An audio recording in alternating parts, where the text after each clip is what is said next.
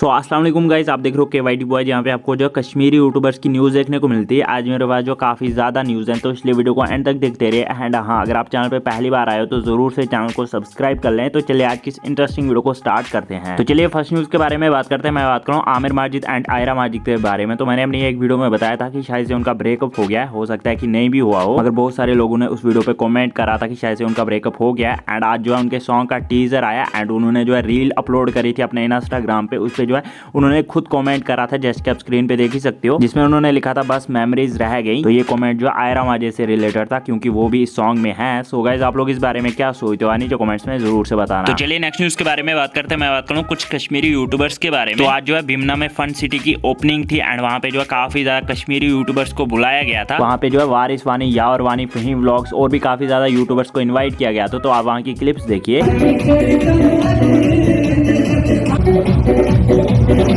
हारिस भाई